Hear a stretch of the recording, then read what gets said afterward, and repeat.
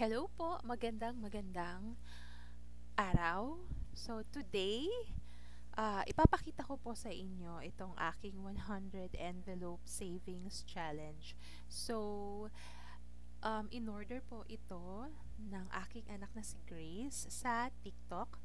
So, kakadating lang niya kahapon and today, July 11, 2025, Friday, ko sisimulan ang paghuhulog or paglalagay ng pera dito sa savings challenge na ito.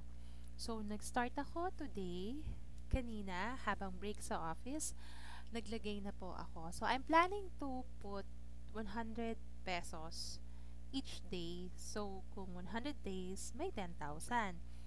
Um,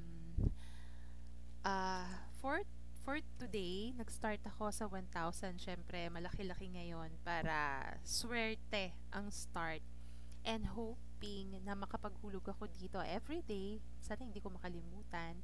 At sana makapaghulog ako ng more than 100 para mas lumaki yung i-expect natin after 100 days. So, nag-start ako ng July 11. So, July, August, September, October 11, October 21. So, yon 100 days tayo or earlier.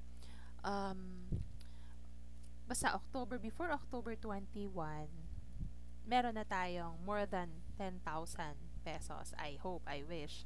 At sana, um, magkaroon ng mga extra money para mas malaki yung mailalagay ko dito. And then, so kanina nga naglagay na ako. Tapos, ginawa ko muna is naglagay ako naman, nagprint ako ng mga daily motivations para kapag mag insert ako ng pera, mamomotivate ako na mag-save. So, if you can see, so ayan, merong mga quotes tapos may explanation. I'll read one for you. Like, halimbawa ito.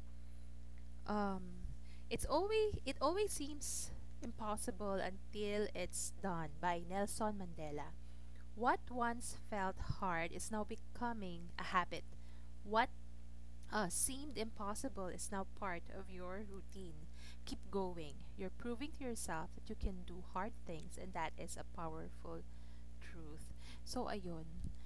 At least, every time na maghuhulog ako ng isang maglalagay ako dito ng money kada araw, meron tayong motivation, something to motivate us. So, babalitaan ko po kayo kung ano ang nangyari na dito sa ating savings challenge after 100 days or siguro every other week or every month. Balitaan ko kayo kung kumusta na siya. Hoping I could finish this one. And ang ganda ng quality niya. Ilagay ko yung link dito po sa post. Bye!